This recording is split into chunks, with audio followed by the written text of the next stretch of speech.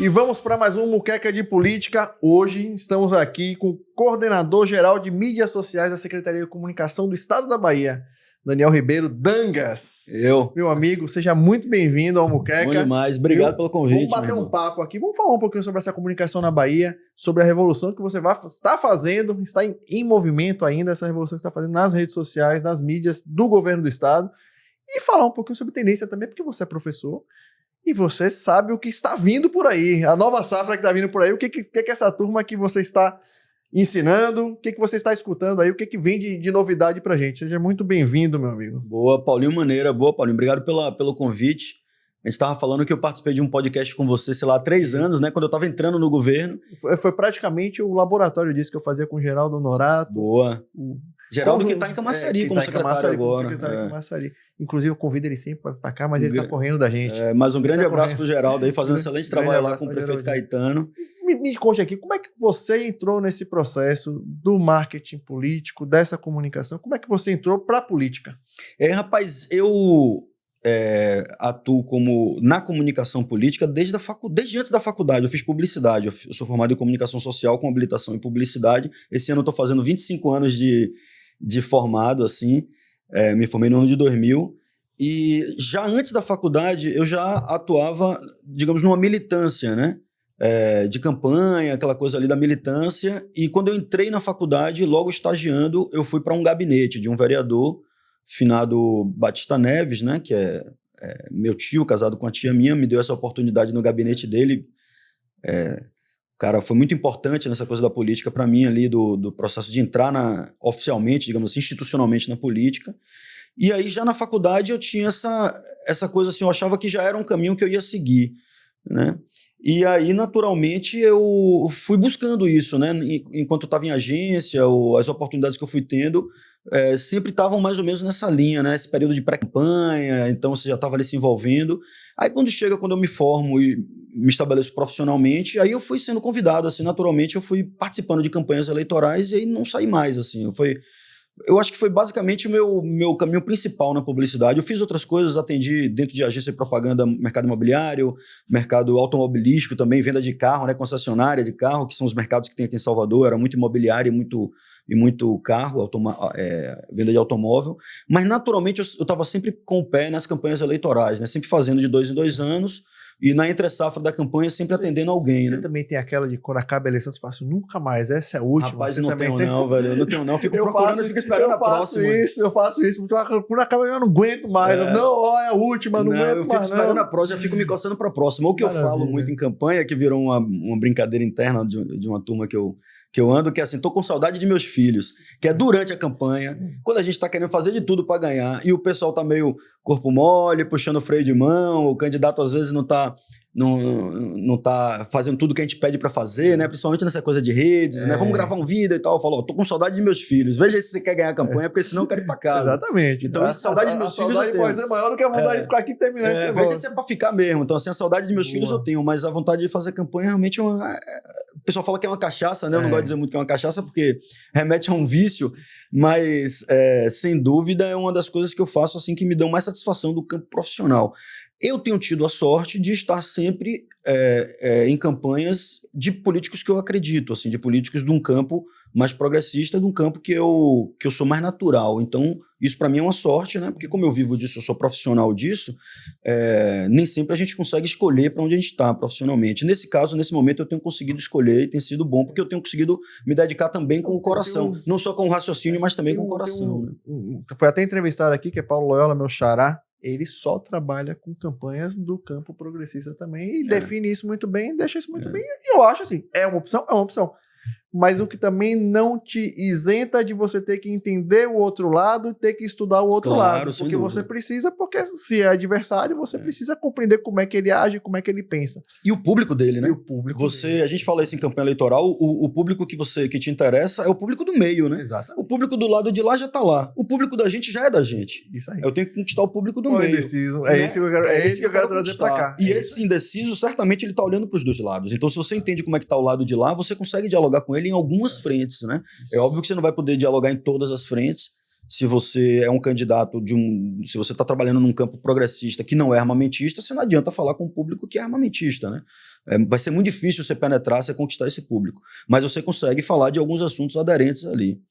Então, resumindo um pouco, a minha história nesse sentido do marketing político foi isso, e agora em 2023 fui convidado para participar dessa montagem aí, dessa nova coordenação, né, que é uma coordenação nova, uma coordenação geral de mídias digitais, dentro da SECOM, do governo estadual.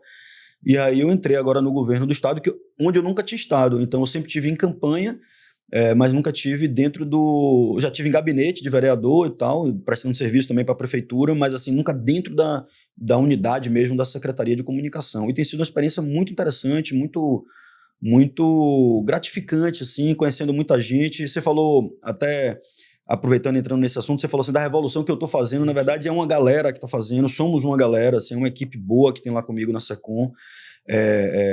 Falar de Patrícia, de Glauber e da equipe que está lá dentro da coordenação de mídias digitais, né? Os secretários, né? O secretário André Curvelo, que passou por lá, e agora o secretário Marcos de Flora, que dão muito gás nessa coisa da transformação digital, né? Da entrada do governo, né? Entendem a importância, entendem inclusive o que não entendem e o quanto precisam de pessoas que estão vivendo mais isso. Então no caso, o secretário André Curvelo, que não está mais lá, né? Está em Brasília, e o secretário que chega agora nesse ano, no meio desse ano, Marcos de Flora, são pessoas que vivem isso, né, na política. Então, entendem que precisa fazer essa virada de chave. Guardadas as devidas proporções, como o governo federal tem feito com Sidônio, né? No momento em que Sidônio vira ministro da Comunicação, lá ele dá um peso SECOM, maior, ele dá um percebe, peso maior à rede social. É um cara inteligente, perceptível. assim como eu, não é um cara nativo digital, mas são pessoas que perceberam e sabem a importância da comunicação digital. Então, a SECOM Federal realmente fez uma revolução. A SECOM Federal fez uma revolução nessa virada de Sidônio ir para lá, talvez até maior do que o que a gente tem feito, assim, porque a gente já estava numa linha ali de comunicação digital. Rui, né, o ex-governador, já tinha um movimento grande ali, o Rui Correria, né, já tinha essa marca do digital ali, no digital, e Jerônimo chega agora aí em 23 também. Como é que foi o desafio para vocês? Porque assim, a gente comenta muito aqui, eu falo bastante isso. É inegável que Rui tem essa identidade do Rui Correria, que a gente até falou. A simpatia de Wagner também é enorme, e todo mundo fala o cara republicano, o cara que trata bem todo mundo, o cara que tem uma boa conversa com todo mundo. E aí você chega com o Jerônimo, que foi um candidato que surgiu rápido, primeira vez que ele foi votado na vida, né? Foi como governador e eleito governador, e vem criando essa identidade de lá para cá. Por muitas vezes a gente até sentiu falta dessa identidade. Quem é esse governador? Aí, ele às vezes é a correria, ele às vezes é o cara simpático, aí ele tem um jogo de cintura, aí você se perde.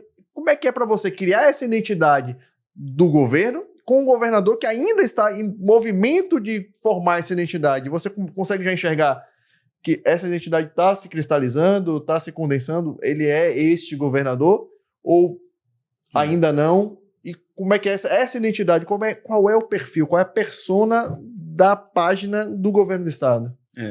Bem analisado aí. A gente tem falado que Jerônimo tem o melhor dos dois, né? O melhor de Wagner e o melhor de Rui. E ele é um cara assim, Jerônimo, a percepção de quem conversa, quem convive com ele, é de que ele é um cara de verdade, assim. Jerônimo é um cara humano, é um cara do social, assim, ele veio disso, sabe? O cara que tem a história que ele tem, não podia ser diferente, sabe?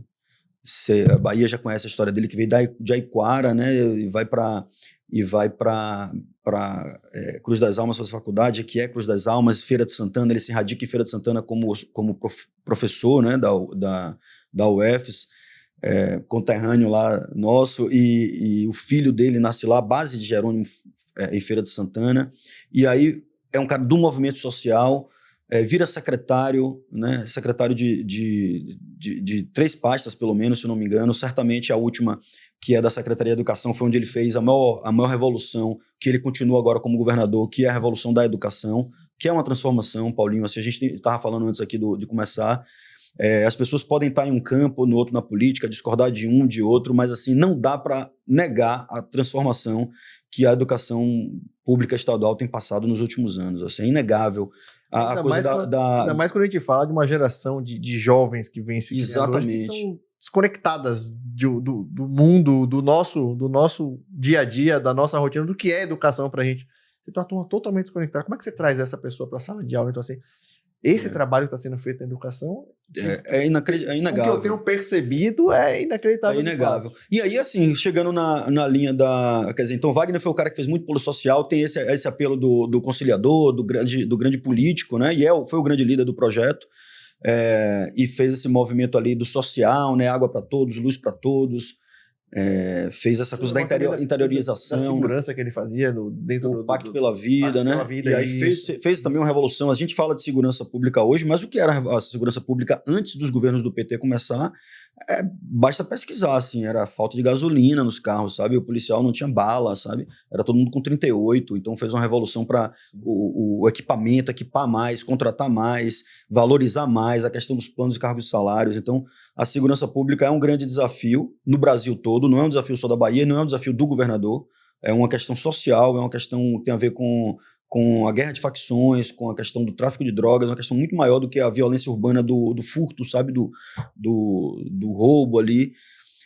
E tem que ser um pacto nacional, e está sendo. O presidente Lula tem feito. Eu acho que é um problema da América Latina toda, né? Mundial, é mundial. Não tenho dúvida que é mundial.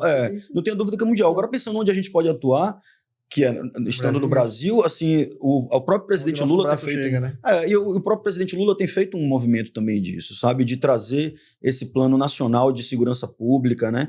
Não, porque tem essa coisa assim, o Estado é que cuida da segurança pública, tem uma organização administrativa, né, que separa desse jeito, mas o governo federal está puxando, o presidente Lula está puxando isso também como responsabilidade. Agora, voltando para a questão da marca, a gente fez uma digressão aí, né? Então, Wagner é esse cara mais do social e dos programas sociais, do início do projeto, da redemocratização da Bahia. Rui, o cara das grandes obras, que acelerou aí grandes obras, que botou o metrô para andar, aquela coisa toda, muita estrada, a revolução da mobilidade de Salvador. E Jerônimo chega com o melhor dos dois. Então, é um cara de grandes obras, é um governador de grandes obras, mas também é um governador do social. É um governador do interior, mas também que está tratando muito bem a capital e os grandes centros, né? Conquista, Feira de Santana. A Feira de Santana nunca teve tanta obra quanto está tendo agora, né? Você falou de duas cidades, inclusive, que não tem nem a prefeitura da não são prefeituras políticas. Isso aí é a marca do governador Jerônimo, Paulo. Assim, Jerônimo tem conversado com prefeitos, independente do partido, independente se apoiou na campanha do 22 e se vai apoiar na campanha de 26. Isso ele fala, assim, isso não é uma coisa que eu estou trazendo, não, isso é uma coisa que ele fala e demonstra, né? Os interlocutores políticos do campo político percebem nele essa verdade. Tanto que Sheila... Aí você já percebe isso sendo cristalizado nele, esse cara o cara democrata, republicano, o cara que quer fazer pelo povo, ele não está fazendo pelo prefeito. Sim. Sabe, um governador do porte do governador da Bahia, do tamanho da Bahia, 417 municípios, 27 territórios de identidade, uma grande diversidade cultural que tem na Bahia e social que tem na Bahia, ele não pode ficar escolhendo o prefeito que ele vai ajudar. Sim. Ele tem que ajudar todo mundo. E aí o prefeito que se abrir para vir, como a prefeita de Conquista veio, o prefeito de Feira de Santana veio, o próprio prefeito de Salvador veio, né? Eles estão conversando, estão dialogando. A segurança pública, o prefeito fez um plano de segurança pública, um plano municipal de segurança pública, o governador estava lá, do lado dele no palanque, assim como também recebeu ele para outras tratativas. Então, a marca do governador Jerônimo, eu não estou vaticinando, porque isso é uma construção, e não é uma construção que passa só por mim, mas, a meu ver, na minha ótica, a marca do governador Jerônimo, para além da educação, que é a grande marca de transformação, aí você tem a mobilidade em Salvador, o VLT vai ser uma grande revolução também, mas é o governador do diálogo, é o governador de todos, sabe? O governador que olha para todo mundo, para quem mais precisa, desenvolve o social e desenvolve a economia, entendeu? Que está fazendo investimento na educação para ajudar na segurança pública e faz na segurança pública também para ajudar na educação. Então, esse cara com uma visão muito macro, é um cara muito humano, muito verdadeiro, sabe? O governador Jerônimo Rodrigues, ele... qualquer pessoa que conversa com ele percebe que ele é um cara que é de verdade. Ele está ali para resolver o problema da Bahia, para ajudar a resolver os problemas da Bahia. E aí é muito fácil trabalhar com um produto como esse, né? Apesar da dificuldade, da complexidade que é trabalhar, mas é um personagem no bom sentido, é uma pessoa, né? Um agente, um ator político muito, muito bom de de vender, entre aspas, né? Aí você acha que isso reflete muito no que é a persona do governo do estado, dessa página, desse perfil do governo do estado? Perfeito. Traz muito para cá, porque eu vejo, inclusive, quando eu falo, nossa, a coisa mais difícil quando estava numa prefeitura, quando você está nessa gestão pública, a coisa mais difícil de você lidar é com os departamentos, as secretarias querendo fazer a rede própria, ter a vida própria, e com a questão do advento do Colab, ficou mais fácil de vocês fazerem isso, assim. Então, na minha época, era só dizer assim, ou tem, e tudo que publicar vem para cá, a gente aprova ou não, ou deixa acontecer e não é oficial. E vocês chamam isso, e vocês têm essa conversa, esse diálogo com outras redes, o que dificulta muito mais o trabalho, porque você tem que estar em todas as secretarias, tem que identificar tudo isso, tem um trabalho de curadoria disso. E é muito isso que você está falando, essa versatilidade de conversar, que você falou, investir na educação para ajudar a segurança, investir na segurança. Então você começa a fazer com que as secretarias façam trabalhos transversais, isso reflete dentro da rede social. Isso reflete no perfil do governo. Como é que é para você escolher esse lado mais difícil de tocar a rede? Porque seria muito mais fácil e prático você falar, não, aqui é oficial, o que quiser. Todo o resto é extraoficial. Todo o resto é extraoficial. Rapaz, a gente tem um desafio enorme dentro de tudo isso que você falou da transversalidade das pastas e também da diversidade da Bahia, né? A gente sempre escuta, e aí não é uma crítica, ao contrário, o PV lá, né, a turma que toca as redes da Prefeitura de Salvador, da Prefis, né, faz um trabalho excelente, indiscutivelmente.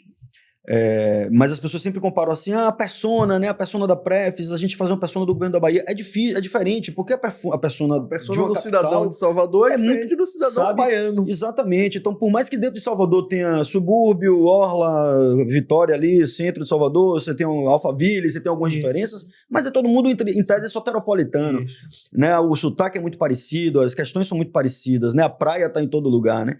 Quando você vai para a Bahia inteira, não dá para você ter a mesma persona. Então, qual é a persona da rede do governo da Bahia hoje? É difícil de você definir como uma persona única. É um homem X, idade, negro, não tem. A gente não se debruça sobre esse exercício porque ele é difícil de fazer e ele não me parece que ele nos levaria a algum lugar que justificasse a gente fazer esse exercício. A nossa persona é um governo que cuida de todo mundo, cuida de quem mais precisa e que conversa, que se comunica usando as ferramentas, as linguagens das redes sociais, né, que são linguagens diferentes do jornalismo, que a gente também atua, da publicidade, quando você faz uma campanha publicitária, quando você vai para as redes, você tem um nível maior ali digamos assim, de leveza, né, que as redes sociais permitem.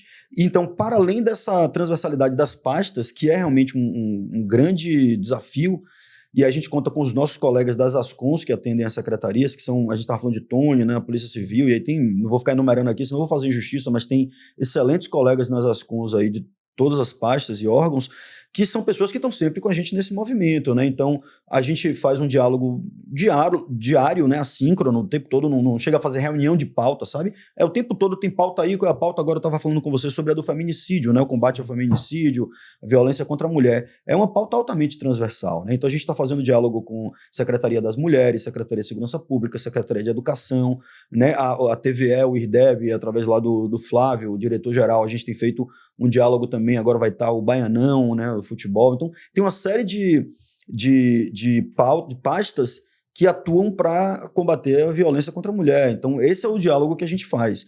No dia a dia, isso é assíncrono. Então, a gente vai vendo quais são as pautas e vai chamando quem é. Às vezes surge também da própria Ascom, da secretaria, traz uma pauta e pede uma collab, né, pede um apoio até na produção do conteúdo, né? A gente hoje tem agências licitadas, né, de comunicação digital, então a gente consegue também fazer um conteúdo ali com um pouco mais de apuro, ou com um pouco mais de recurso mesmo, né, por conta do apoio das agências de comunicação digital.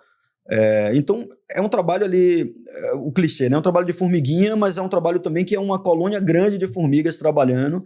A gente faz um trabalho que não é essa coisa que você falou assim, da revolução, né? A revolução, ela é um processo, né? Sim. Então, hoje em dia, o que a gente mais teve, o que a gente mais ouvia há 3 anos não é o que a gente ouve nas redes, né? Você estuda muito, eu sei que você faz muito curso, pesquisa muito, também faz suas mentorias, também dá, né, seus cursos, suas mentorias, e é sempre isso, assim, qual é a regra da vez, né?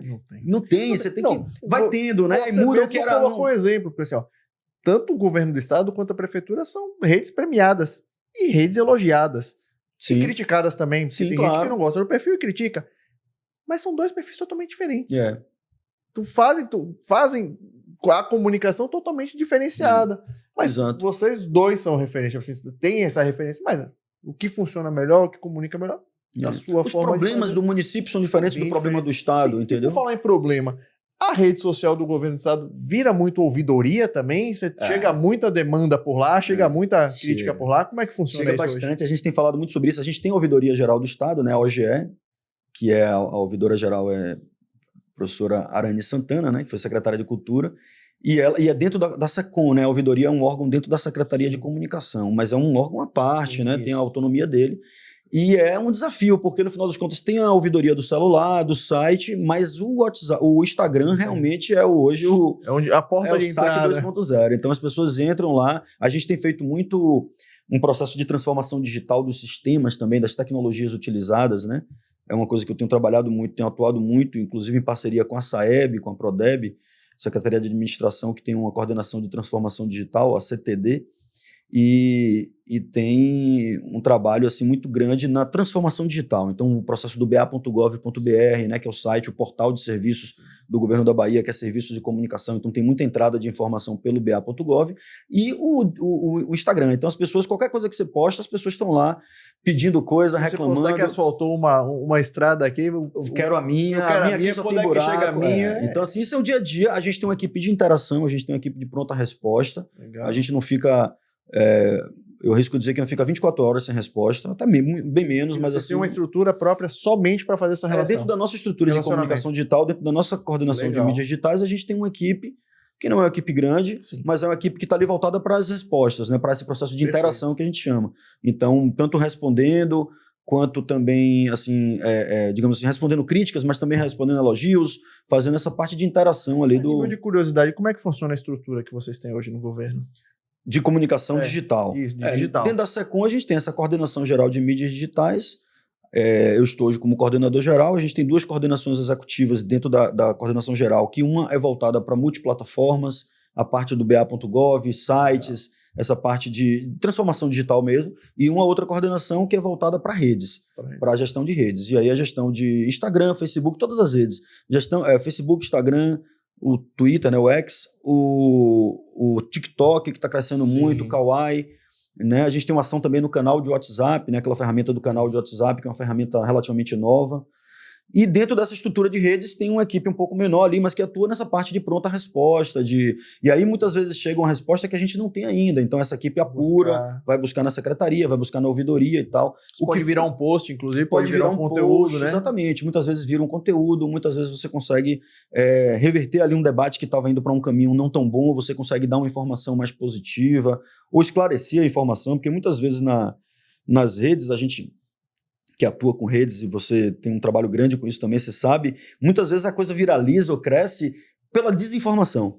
Né? Não é porque a informação é ruim ou porque... Não é só informar, né? É combater a desinformação. E aí a gente abre aqui uma outra frente na nossa conversa, que é uma das grandes atuações que a gente está fazendo na coordenação geral de mídias digitais, e é uma digamos assim, uma missão, né? Uma missão mesmo que eu entrei assim de cabeça, talvez pela minha vertente como professor, minha vertente agora como pai, é a educação midiática, assim, é o combate à desinformação, sabe? A SECOM, antes de eu entrar na época da pandemia, já tinha construído o Bahia contra o Fake, que é um programa de combate à desinformação voltada para a pandemia, e que hoje a gente está fazendo, junto com a SEC, né, Secretaria de Educação, Instituto Anísio Teixeira, um reforço agora na educação midiática. Que eu estava falando, acho que eu estava falando isso no intervalo, não foi? Então dá para trazer aqui agora. Dá para trazer aqui agora, que é uma revolução, outra revolução que está acontecendo na educação, que é essa revolução da educação midiática, do uso das tecnologias e da capacitação dos alunos e dos estudantes e dos professores para o uso consciente da tecnologia. Em todo o estado, 417 municípios. O que a gente tem hoje, né? São cerca de um pouco mais de 1.000 escolas, né? Incluindo as mais de 600 de tempo integral. O governador Jerônimo Rodrigues implementou já, antes de virar uma lei, virou uma lei federal, mas antes de virar uma lei federal, a gente tem hoje um componente curricular, uma disciplina, né, uma matéria chamada Educação Midiática e Digital, que é uma disciplina que ensina com professores, professoras, que ensina, capacita os alunos a ter digamos assim, um bom trânsito dentro dessas ferramentas de comunicação digital, do uso das ferramentas digitais, inclusive no combate à desinformação. E em paralelo a essa disciplina da educação midiática, as escolas já são cerca de 200, já passou de 200 escolas que têm hoje agência de notícia nas escolas. Então, que é o jornalzinho do Grêmio que a gente tinha quando a gente era mais novo, e hoje é baseado nas redes sociais. Então, os alunos estão se capacitando para poder também criar produção, fazer conteúdo, né? Conteúdos informativos, conteúdos de notícia, conteúdos de diversão também, de entretenimento, que as redes também pedem entretenimento. E tem coisa, Paulo, eu estava falando com você, que eu ouvi professores falarem sobre isso, que até casos de bullying, de misoginia, homofobia, dentro das escolas, está caindo, está diminuindo por conta da atuação dessas agências de notícia nas escolas, porque são os alunos falando sobre o assunto. Então são os alunos mostrando que isso não cabe mais, que isso não cabe mais na nossa sociedade. O lado bom da rede social. O lado bom das redes. Como ela funciona para o bem, eu acho que às vezes, na verdade, essa garotada acaba só tendo acesso ao que é ruim da rede social. É muito exposto, né, essa parte. Aí só vai pro lado, porque na verdade não nem conhece o outro. Quando vocês dão a oportunidade disso, assim, para essa turma que tá chegando, porque assim, a gente tá falando de pessoas, de jovens e de adolescentes aí que só se informam pela rede social, só se informam pelos WhatsApps, não sabe o que, não ligam um programa de rádio para assistir, não lê um site de notícias, o negócio é rede social, o negócio. E fica aquela bolha ali, a famosa bolha. E aí vocês estão formando essas pessoas, vocês estão formando esses jovens para que eles entendam a responsabilidade de uma informação e eles tratem sobre isso. E o uso da ferramenta, e até dar crédito a quem tem crédito. Secretaria de Educação, né, secretária Rovena, e o pessoal do Instituto Anísio Teixeira, do IAT, que são os donos desse projeto, né, da educação midiática nas escolas, e a gente, na SECOM, na Secretaria de Comunicação, a gente tem feito como é que eu posso dizer? A gente tem feito uma parceria no suporte. No suporte. Então, a gente, assim, eu tenho participado de palestras, a gente tem feito uma avaliação das redes e manda para eles relatórios das redes que estão crescendo. E a ideia é fazer com que isso chegue em todas as escolas? A ideia do governador Jerônimo é que isso vá para todas as mais de 1.000 escolas, que é um grande desafio, porque você tem que ter uma estrutura, né, para isso acontecer, mas que a turma do IAT aí, do Anísio Teixeira e da SEC estão desafiados e estão indo para cima. É que transforma, né? Eu acho que é importante isso. Eu tenho falado assim, o governo do estado hoje tem grandes projetos, assim, projetos para mim assim que são transformadores mesmo, são revolucionários. Um dos que eu mais gosto, assim, um dos que eu tenho mais prazer de participar, ou estar participando, ou ajudar em alguma maneira, é o da educação midiática nas escolas. A agência de notícia nas escolas, eu sou propagador disso, porque a gente vem disso, né? A gente começa a fazer comunicação na escola, né? No jornalzinho da escola, você já se percebe, eu acho que eu vou trabalhar com isso aí, né? Você nem sabe que tem uma faculdade disso, né? Eu fiz faculdade de jornalismo por isso, porque um amigo meu da escola fez, cara, lembra que a gente gostava, a gente fazia, eu tô fazendo jornalismo, é fantástico. Eu fiz, mesmo, eu queria física, cara. Imagine. Eu queria física, então assim, eu fiz, mesmo. Ia virar sacane, né? Aquele sacane. Será que esse negócio é bom? Aí fui. O jornalismo, graças a Deus, me achei no marketing político, me achei na política também, né? A gente vai mexendo com isso é um caminho sem volta, né? E quem sabe, a gente fala muito isso nas atividades que eu participo de formação dos professores ou dos alunos dessas agências de notícias nas escolas, a gente sabe que aqueles, sei lá, vou chutar aqui 1.000 dos 2.000, sei lá quantos alunos, não vão virar jornalistas ou publicitários, mas eles estão aprendendo a lidar com a comunicação da maneira correta, entendeu? Serem boas pessoas. Todo profissional hoje precisa disso, e né? que nem todos estão vivendo. Não tem. E a adolescência, rapaz, você sabe disso, a gente foi adolescente também, a adolescência é um momento de divisor de águas, assim, né? Você meio que define o que você vai fazer, não só profissionalmente. Se você não mostrar as opções boas, você não tem. Entendeu? Não é nem só profissionalmente, mas assim, velho, esse caminho aqui é um caminho mais legal, sabe? Um caminho de respeitar as pessoas, de respeitar as mulheres, respeitar as diferenças. É mais legal do que você ser o cara que faz mais o cidadão, forma cidadão, ajuda a sociedade mais do que esse outro caminho aqui, que é um caminho que não é tão legal, né? E realmente, como você falou, isso é um mal, não digo nem que é um mal das redes, eu acho que é um mal da sociedade. O ruim atrai mais, né? A notícia negativa, a fofoca, o crime, né? Se você vê um acidente no trânsito, você para diminuir, mas se você vê uma pessoa entregando uma rosa num ponto de ônibus, você nem percebe a pessoa entregando uma rosa num ponto de ônibus, né? Mas se você vê uma briga num ponto de ônibus, você para e fica olhando o carro para ver o que está acontecendo. Eu falo muito que na internet você tem receita de bomba e de bolo. Pois é. Exatamente. Infelizmente, tem quem usa a internet para fazer receita de bomba. E aí tem um caminho também que a gente, dentro da comunicação institucional, precisa trabalhar, é a questão da regulação. Então, assim, o processo de educação midiática, ele não vai se dar apenas com conscientização, com educação. Isso tem que ter educação, tem que ter informação, tem que ter conscientização, mas precisa ter um processo de regulação.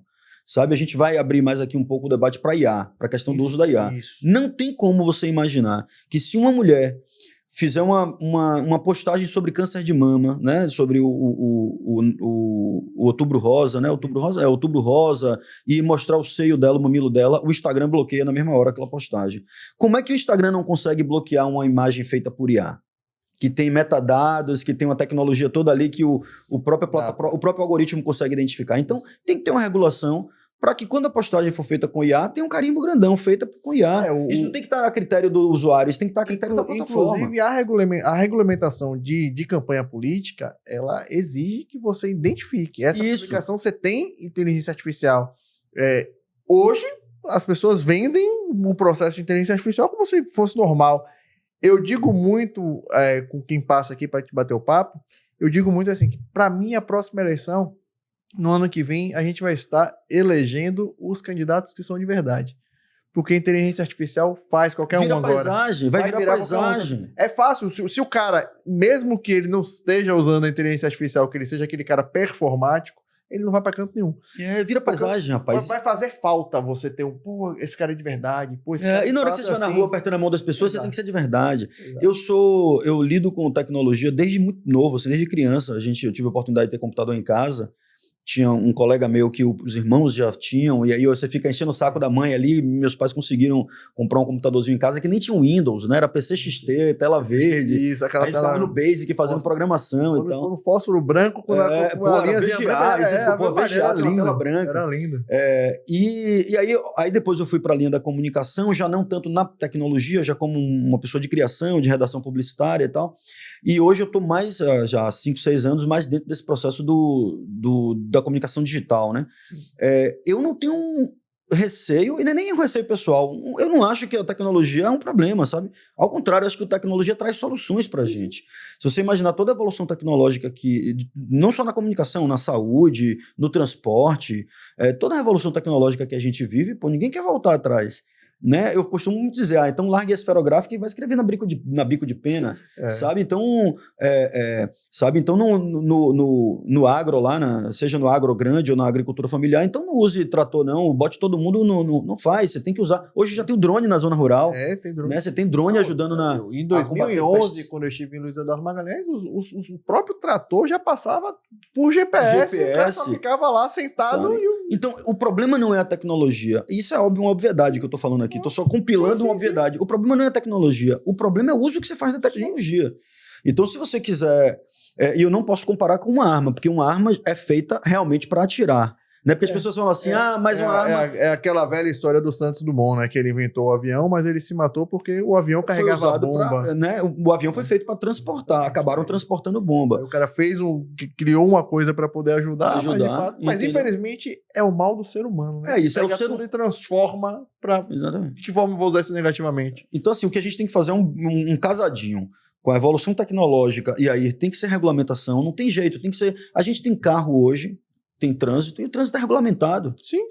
Não tem como você ter carro sem ter carteira de habilitação, sem pagar IPVA do seu carro está vistoriado, né? A mesma coisa é a tecnologia digital. Que você acha que a internet está solta? Não bastava, por exemplo, a gente entender que dentro do campo de internet você está pagando a regra é a mesma, não é boteco.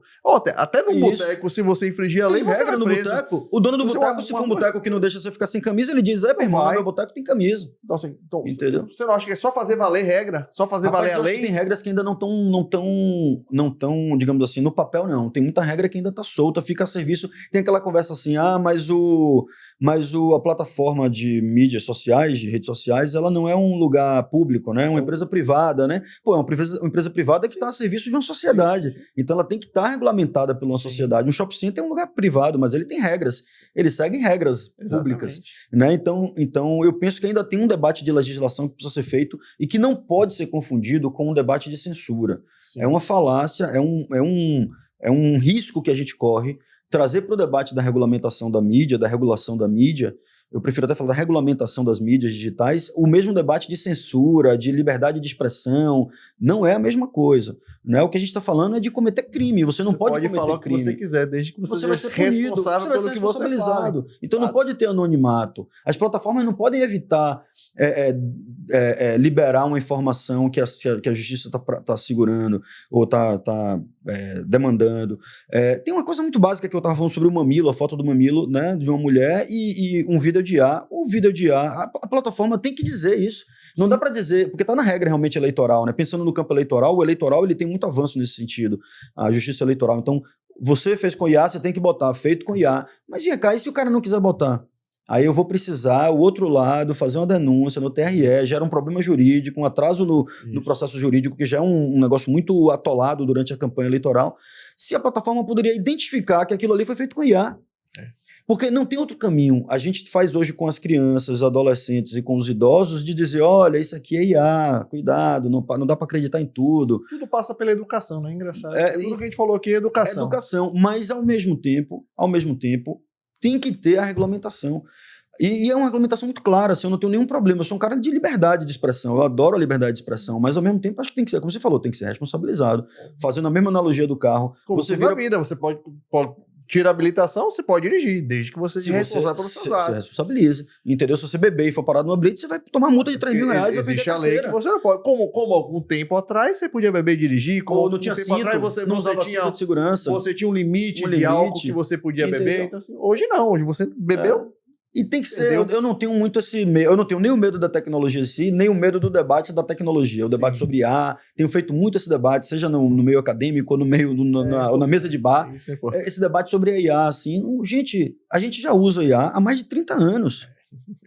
Essa IA generativa que o ChatGPT trouxe como uma revolução, o Gemini, Midjourney, essas outras coisas, aí realmente fez uma revolução na produção, na forma de produzir conteúdo. Também, foi realmente um pequeno salto ali, né, que deu uma grande transformação. Mas a ferramenta de IA, os projetos de IA já estão sendo gestados e a gente já tem usado. A automação, de fato, é uma IA. Quando a gente está falando de automação lá atrás, é IA. Monitoramento, você tinha automação? IA. Só que a gente tem aquele pensamento de que a IA vai virar um robô que vai ocupar tudo, daqui a pouco esse computador aqui está matando a gente esvelado aqui, a gente sabe, não é bem assim. E se a gente tem medo de que chegue assim, a gente tem que regulamentar ele agora. Exatamente. Mais um motivo para a gente regulamentar. Aí, o que é que as pessoas fazem? Não, meu Deus, a IA, não sei o quê, vamos parar com a IA. Não vai parar, acabou, esqueça, já virou. Sabe, virou uma ferramenta, sem chance, virou uma ferramenta. Sabe, não tem como, é até burrice a gente parar de usar uma ferramenta como ela. A IA é a grande transformação do marketing daqui para frente, porque nas últimas eleições você teve poucas coisas, teve uso de IA, sempre teve, como você mesmo disse, com monitoramento, teve muito para texto já no começo de GPT, lá na última eleição. Mas você acha que a grande transformação para o marketing e o marketing político é a IA? Boa pergunta, viu, Paulo? Eu não tenho essa resposta assim de cabeça, não. Não sei se é o grande desafio, mas é um dos grandes desafios. Eu não tenho dúvida que é um dos maiores desafios. A gente tem feito hoje, nesse debate da IA, tem dois debates, né? A automação, como você falou, então, assim, monitoramento, facilitar a análise de dados, então tem uma série de ferramentas de IA que são úteis para isso, e tem uma outra IA que é o que dá medo na gente, é essa coisa do deepfake, né, da montagem. Isso para mim ainda assusta. Isso. Aí onde é que eu chego, assim, o deepfake realmente pode ser um problema, né, como também vai ter gente usando para o bem, vai ter gente criando o próprio avatar para poder replicar conteúdos. Também já tinha você tinha essa montagem que você fazia pelo Photoshop, já existia também. Em 2012, eu participei de uma campanha de prefeito, né, em 2012, que eu me lembro que a advogada saiu na reta final, junto com a polícia, atrás de uma Kombi, porque estavam distribuindo um CD com uma montagem grosseira, né, um deepfake, só que era de áudio, era CD, imagine, em 2012 isso. Era um CD que o pessoal estava distribuindo numa Kombi, jogando, espalhando na cidade, uma cidade grande aqui da Bahia, a segunda maior cidade da Bahia, Feira de Santana. E a gente lá, e eu me lembro da advogada correndo atrás com o jurídico, enfim, tentando mobilizar a polícia para pegar uma Kombi, porque tinha uma Kombi espalhando um CD. Com um áudio montado. Um áudio montado. Pegou uma grande entrevista, saiu picotando e montou a conversa que queria. Então, é óbvio que hoje é muito mais fácil, hoje replica muito mais rápido. Até essa coisa assim, mas hoje tem um debate que é interessante de fazer, que é assim, mas hoje é mais perfeito. Hoje é mais perfeito, mas as pessoas também já conhecem mais isso. Antes, lá em 2012, quando houve esse problema com o CD, as pessoas não As pessoas demoravam de identificar que aquilo era fake. Isso. Porque não tinha tanta cultura, né? Você não ouvia tanto aquilo. Hoje em dia você sabe que tem uma forma de... Aí a educação entra. Isso. Olha, gente, tem uma forma... Mãe, se alguém te ligar, sabe? Mãe, se alguém te mandar uma mensagem aqui com minha foto no WhatsApp pedindo dinheiro, me ligue antes pra ver se sou eu mesmo, entendeu? E às vezes tem até já deepfake de voz que o cara Já pode tá ligar fazendo. e ser. Então é você educar as pessoas, né? Você tem que educar as pessoas. Não acredite em tudo que você vê, né? A pessoa fala, mas eu vi, era sua foto, era você mesmo, Era tinha você sua foto. Pô, minha foto tá em vários lugares, a pessoa pega. Então, aí quando esse processo de educação tiver mais espalhado, digamos assim, vira paisagem. É o que a gente estava falando aqui agora também, mais cedo. As pessoas já vão começar a manjar que isso é deepfake ou que isso é IA. Né? É capaz até de uma coisa não ser IA e a pessoa achar que é, isso é IA. Isso é IA. Entendeu? Então, assim, o debate agora já é um debate de educação e de regulamentação. O uso da ferramenta, sem dúvida, é uma revolução. Sem dúvida é uma revolução e ajuda muito no processo de criação e de produção de conteúdo. Tem um debate sobre IA que aí tem que ser feito em outro campo que não é nessa mesa de marketing, é o debate sobre a questão da renda das pessoas. Sim. Que aí é outra questão, distribuição de renda, as big techs geram bilhões de dólares mundial no mundo que tem que ser redistribuído. Sim. Porque não vai ter emprego para todo mundo mesmo. Aí é outro debate. É um debate econômico e social. E tem que ser. O debate tem que ser esse mesmo. As pessoas trabalham... O Mujica que diz que as pessoas têm que trabalhar 2 horas por dia, né? Porque esse trabalho de 8 horas, 12 horas, 14 horas por dia, isso é a revolução industrial. Isso já foi, é fordista. Não precisa mais. E é verdade. Então, quanto mais a tecnologia estiver desenvolvida e a sociedade for uma sociedade igualitária, comum, social... Né, e não seja aquele capitalismo selvagem, quanto mais houver isso, vai ser bom para todo mundo. As pessoas vão poder utilizar as benesses da tecnologia, né, e, ao mesmo tempo, ter dinheiro, ter emprego. Né, porque a dúvida é essa, vai perder emprego. Vamos fazer no nosso campo de comunicação. Vai ter tanta gente usando o ChatGPT, o redator publicitário vai perder o emprego. Assim, o redator publicitário que trabalha com isso verdadeiramente, ele não perde, ele se utiliza do ChatGPT para ficar melhor, para melhorar, para ganhar tempo, para produzir mais, etc. O que você produzir, você pode produzir mais, ou você pode produzir o que você produzir e viver sua vida. Exato, você pode produzir mais rápido. Tempo para cuidar dos filhos, para cuidar da esposa, para a família. Entendeu? Para ver cinema, para ler poesia. Exatamente. Entendeu? Então, assim, esse debate da tecnologia tomar os empregos, ele vai tomar, como de certa maneira as tecnologias de uma maneira geral tomam. Sim. Né? O que era necessário numa fábrica de automóveis há 200 anos, ou sei lá, há 100 anos, 80 anos, não é o que se precisa agora de uma pessoa do quantitativo de recursos humanos. Então isso tira muito isso do Camaçari, né? Quando a Ford saiu, a quantidade de pessoas que saíram, quando entrou a BYD. A quantidade já era menor, porque é muito mais moderna. Né? Exatamente. O processo é outro. Até as peças, tem menos peças para você montar, a história é outra, o contexto é outro. Assim. A evolução é isso. Então essa revolução social, econômica e social que a IA vai fazer tem que ser debatida em outro campo, em outro fórum, e precisa desse debate. E aí o debate para mim é renda básica universal, é distribuição de renda, a receita desses conglomerados, dessas big techs tem que ser distribuído, não dá para uma pessoa no mundo ter $1 trilhão de dólares, velho. Não faz sentido uma pessoa no mundo ter $1 trilhão de dólares e gente passando fome. Isso não é nem papo de socialista nem comunista, não. É papo de gente de esquerda, que eu sou de esquerda. Mas o papo não é esse. O papo é obviedade. É matemático. Se tem alguém com $1 trilhão de dólares... A conta não fecha, né? A conta não fecha. Entendeu? E não faz sentido. Você vai fazer o quê com $1 trilhão de dólares, velho? O irmão, deixa eu lhe dizer, você vai fazer o quê com esse dinheiro todo? Se você começar a gastar agora, não tem, você gasta embora $1 bilhão por dia. Não dá. Sabe? Não tem como. Então o debate para mim é esse. Porque o debate nosso profissional do uso da tecnologia, a meu ver, eu sou usuário de tecnologia, tanto como cidadão e quanto como profissional. E curioso. Você usa o GPT? Eu uso todas as ferramentas que chegarem na minha mão que eu precisar usar. Agora, eu não sou um cara, por exemplo, hoje em dia, as ferramentas de imagem, generativas de imagem, né? O Veo, esse todo Gemini e tal, eu não tenho usado no meu dia a dia porque eu estou fazendo um trabalho muito hoje de gestão e estratégia, então eu acabo não precisando usar muito. Mas eu utilizo, assim, e falo, eu estive professor de faculdade por 10 anos e quando entrei no governo eu tive que sair por conta da rotina, né? Mas fui fazer uma banca de TCC, fui convidado para participar de uma banca de TCC há 15 dias. E teve esse debate na mesa da banca, né? Vocês usaram IA, não está usando IA? É para usar IA, não tem problema. Sim. Alunos, usem IA, mas olha, vocês não vão usar IA para fazer o que você faria. Você vai usar IA para melhorar o que você faria. Isso. Então, assim, é um pouco o que eu penso. Eu não vou pegar, eu sou redator publicitário, eu não vou pegar um IA e falo, cria uma campanha, cria um título assim assado, porque primeiro, talvez não fique tão legal, e segundo, vai perder a graça do que eu posso fazer, né? Da minha capacidade de fazer. E aí, mas ao mesmo tempo eu não vou deixar de usar. Mas aí também sobe a sua régua peraí, eu tenho que aceitar. Quais foram as últimas campanhas? O nível é maior, meu nível de cobrança é maior porque você tem o uso da IA com você. Eu posso pedir para IA quais foram as últimas campanhas que você catalogou aí sobre feminicídio, sabe? Quais são as campanhas que tiveram maior aderência para levantar, entendeu? Então usar ele como fonte de pesquisa. Eu conto essa história, rapaz, um parênteses, mas tem a ver com isso. E eu acho que era na Copa de 86. Na Copa de 1986. Era um ano de Copa. Devia ser quinta série, sexta série na escola, e o professor de educação física pediu um trabalho sobre a Copa.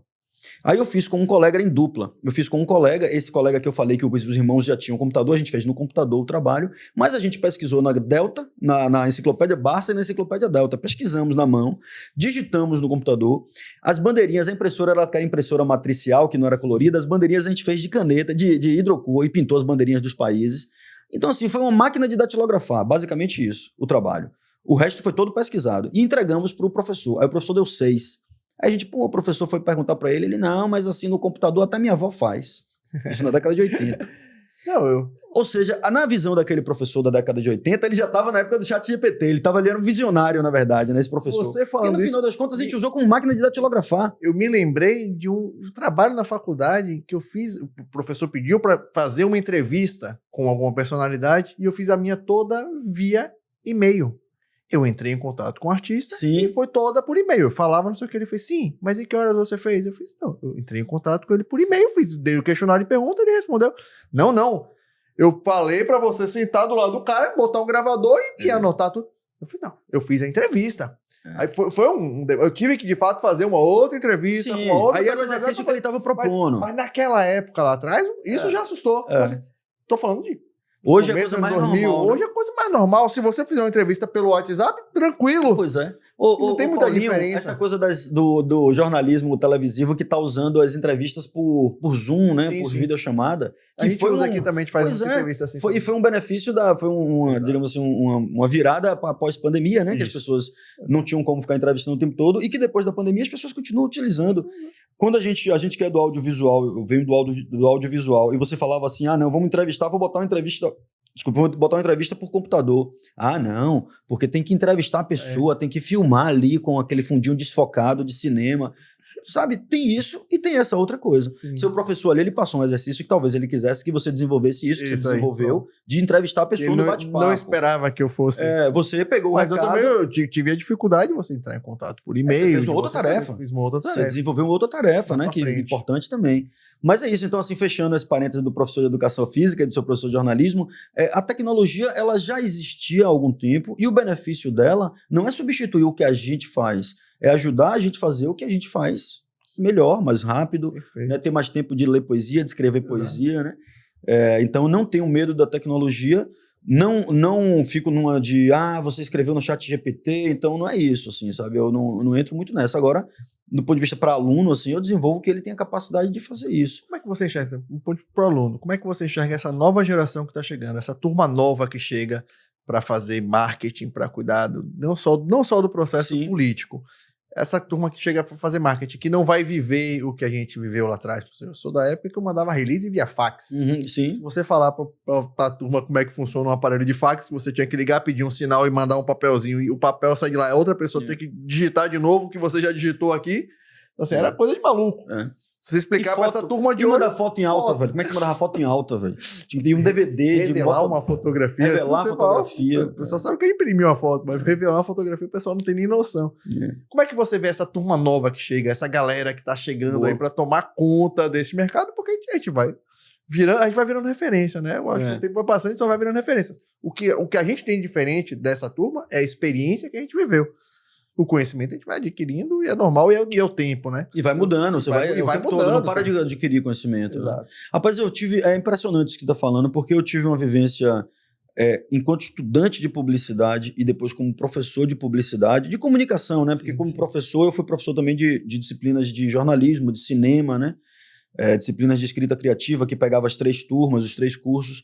Mas esses 20 anos de diferença é impressionante, porque eu entrei na faculdade de publicidade e tinha aqueles referenciais, né? Duda Mendonça, Andes Zangonais, Washington Oliveto, era a publicidade de agência, trabalhar em agência de propaganda, era aquele mundo, né? Quando eu virei professor, e já agora nessa última década aí, os meninos e as meninas entravam na faculdade de publicidade sem conhecer o Washington Oliveto, Duda Mendonça, Andes Zangonais, eles queriam fazer redes sociais.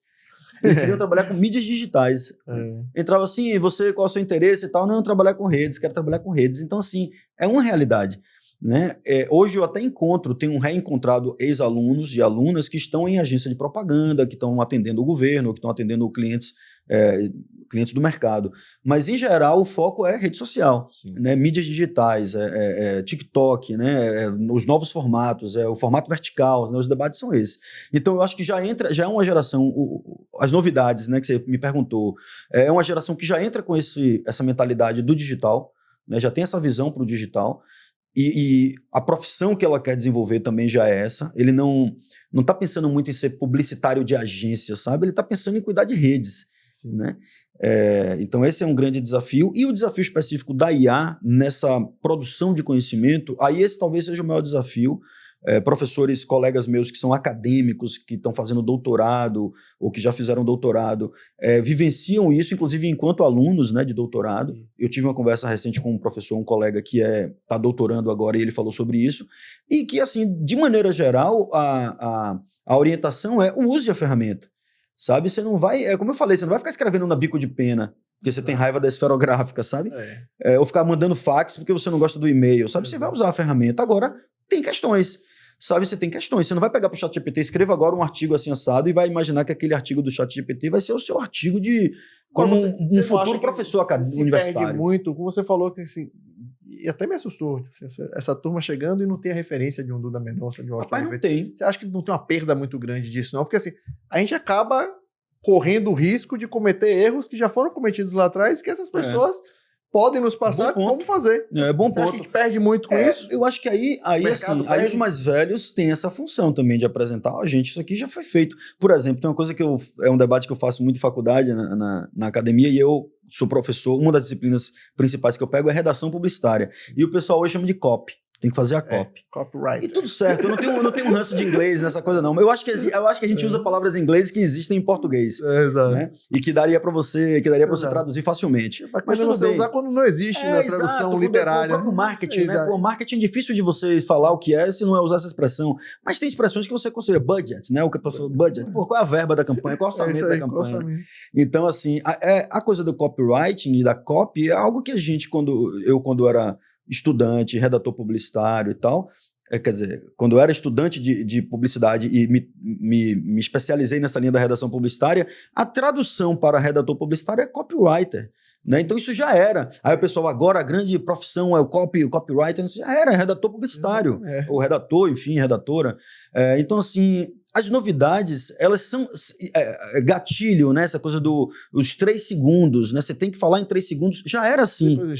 Você fazia um comercial de 30 segundos, os 3 segundos iniciais era para chamar a atenção da pessoa. Ou para a pessoa não levantar para ir no banheiro, ou desligar a televisão, ou mudar de canal. Agora é rolar o feed. Agora você tem que pegar em 3 segundos para a pessoa não rolar o feed ou pular no YouTube. Mas é a mesma lógica. Então, assim, você está correto, eu acho, desse ponto, assim, de que não dá para as pessoas acharem que a novidade quer dizer que é tudo novo. Sabe? Tem muita novidade, mas os 4 P's lá de Kotler, aquela coisa toda que a gente estuda, é a mesma coisa, basicamente. Você tem evoluções, né? Você tem revoluções, mudanças, mas a lógica, sabe? Fazer uma análise de macro e microambiente é a mesma análise de macro e microambiente, entendeu? Então, são novas ferramentas. Isso é um debate que, inclusive, eu faço nos campos profissionais onde eu atuo, que é aquela coisa assim, do digital. Sabe, agora a gente faz a campanha, agora vamos desdobrar no digital. Gente, deixa eu lhe dizer, o digital é uma ferramenta da comunicação. Isso. Sabe? Ela tem que estar dentro do pensamento da campanha. Não dá para você fazer uma campanha e depois desdobrar no digital. Se ela não nasce com uma lógica digital, ela não existe no mundo atual. Antigamente, o digital, quando entrou, ele já era um puxadinho da campanha. Era um puxadinho. Né? Hoje, se você não entender com o contexto como um todo, rádio, TV, digital, todo o processo impresso, todo ele, se não for uma coisa só, não é campanha. A revolução que o governo federal fez agora nessa última nesse último momento agora com Sidônio, né, com o ministro baiano, né, Sidônio Palmeira, boa parte da revolução iniciou propriamente, teve o grande impulso no digital, nas mídias digitais. E aí eu não faço uma defesa do digital sobrepondo o impacto da televisão. A televisão é algo fortíssimo. A rede de outdoor aqui em Salvador é fortíssima, importantíssima. A rádio, que diziam que ia morrer, a rádio vai morrer, não morre, rádio é fundamental. Então eu não faço assim uma defesa de uma mídia, de um meio em detrimento do outro. Mas não dá para negar. Se uma jovem só assiste, só vê notícias, só consome via rede social, você tem um público também que só tá na rádio, só tá na TV. E o que é um podcast, Paulinho? Podcast é rádio. É rádio de bancada, o pessoal já fazia isso há 40, 60 anos. Eu gosto por isso. Isso aqui é rádio. Eu sou um cara apaixonado por rádio. Minha formação... Quando eu fui, eu já saí direto da faculdade para rádio. Eu também, meus primeiros passos em mídia digital ou em marketing político. Quando você consegue entregar, tipo assim, e rádio para mim eu aprendi isso na CBN. Rádio é conversa, é diálogo. Você não tem que entrevistar aquele negócio, nunca fiz o rádio duro, aquele negócio de pergunta, resposta. Então, assim, para mim, era isso aqui, mesa. Que na Bahia, Mário Kert soube trazer isso para cá muito bem. Isso é muito rádio AM ainda. Essa mesa bancada. Isso aqui é perfil de rádio AM. Até esses microfones assim. Exatamente. Então, quando você traz para mim, eu falei, me senti confortável. Me achei no digital. O que é o digital nesse caso? É só uma plataforma. É a entrega. Em vez de ser AM, FM, rádio, ondas sonoras. Aqui é o YouTube e o Spotify. Entendeu? É uma plataforma, é só o meio, é só onde está indo a mensagem. O formato é o mesmo. Então, aí eu acho que a gente tem eu acho que aí talvez seja a principal contribuição que eu posso dar nesse momento, não sendo um nativo digital, né, apesar de ser um cara que tive conhecimento, tive relacionamento com tecnologia desde muito novo, mas como comunicador, como uma pessoa de comunicação, eu não nasci no digital, não tinha digital, né? Tava tendo e-mail, começando a ter e-mail depois do Orkut, né? Eu entrei na faculdade em 96. Que é SMS. Sabe? Então assim, a minha grande contribuição que eu faço é exatamente de mostrar, não é mostrar é meio arrogante, mas assim, de você trazer o debate de que o digital nada mais é do que uma nova plataforma, é um novo meio de comunicação, sabe? A transformação, por exemplo, televisão e todos os streams, as TVs conectadas de uma maneira geral, nas smart TVs e tal, é uma TV. O quadrado, a tela que a gente está vendo é uma tela de TV. Mas o que está sendo colocado ali tem uma lógica de digital, uma lógica de segmentação, de geolocalização, né? O que é aquilo? O que é o Netflix? Né? O que é a TV conectada? É TV ou é digital? Ou é as duas coisas? É a TV 3.0, etc. Né? Então, assim, eu não me assusto, sabe, com essa coisa. Me desanimo, às vezes, em ter que fazer um trabalho, ter que ficar falando sobre isso o tempo todo, porque eu acho que era uma coisa que a gente já tinha que ter superado, essa coisa do digital, sabe? E eu brinco com isso mesmo, eu falo, o digital é o primo pobre, né? A casa de praia, né? Quebra o computador da ilha de edição, o cara manda para o digital para ver se o digital aproveita. Não estava servindo na ilha de edição, não vai servir no digital, né? O celular, não, pega um celularzinho aqui, beleza, você pode pegar um celular, mas pega um celular bom, use um microfone bom, sabe? A técnica de fazer o audiovisual, a iluminação tem que ser boa. Não adianta. Sabe? Não adianta porque você acha que é digital que faça de qualquer jeito, né? Ele até permite uma leveza e você tocou bem. O rádio já trazia isso. Né, essa leveza que o digital proporciona, o rádio já tinha, né, do bate-papo. Né? E a televisão não. A televisão, quando você pensa em jornalismo, na própria publicidade, era sempre aquele cinemão super bem produzido. Plano americano, uma coisa muito bem... Né? Aí quando você vai para o digital, você permite, né, uma coisa mais leve, os influenciadores. Isso. A própria lógica dos influenciadores. A gente sempre trabalhou com garotos propaganda, sempre. Sempre é garoto propaganda, isso mesmo. Né? Na TV de 1950, 1960, já tinham as garotas propagandas que ficavam do lado do produto vendendo. Aquilo era uma influência, ela estava fazendo marketing de influência. É óbvio que agora é uma outra lógica, capilaridade muito maior, né? Capacidade de segmentação muito maior, né? Penetração, alcance, mas do ponto de vista de linguagem, eu acho que a gente está bem avançado, né? Falando assim, não só do governo do estado, acho que da Bahia, né? O processo de comunicação digital já está bem avançado. A profusão de podcasts que existem hoje, né, de pessoas fazendo perfis de redes bem feitos, assim, sabe? Eu acho que a gente está num caminho... falar de caminho sem volta já é sem volta, já é clichê, porque não tem mais volta. Mas eu acho que a gente está num caminho muito positivo. O meu grande desafio hoje, realmente, digamos, de missão de vida é contribuir com a educação midiática. Eu acho que é o trabalho que a gente precisa hoje ter, como você como um cara de comunicação e que tem um programa de podcast e que também lida em meios que você é formador de opinião. Eu acho que a grande bandeira que a gente tem que levantar é a bandeira da responsabilização e da educação midiática. Não dá para ter essa coisa, liberdade de expressão, eu posso falar o que eu quero. Isso é um discurso fácil, um discurso falacioso, um discurso arriscado, perigoso, essa coisa de liberdade de expressão, vamos falar o que puder, o que eu puder. Não é assim, sabe? Não é isso. Você não pode falar o que você quiser sem ser responsabilizado. Num shopping. Você não pode chegar num shopping e xingar todo mundo e achar que não vai acontecer nada com você. Entendeu? A gente já tá quase terminando, mas... É o famoso passou rápido, já foi 1 hora. Bom demais. Normalmente eu puxo isso aqui há uns 10 minutos atrás, mas o papo tá tão bom. Mas eu queria tocar num assunto que eu acho que é importante, que é a questão do profissional baiano, a referência baiana. A gente falou aqui de PV, você fazendo um trabalho fantástico no governo do estado, PV na prefeitura de Salvador e Sidônio no governo federal.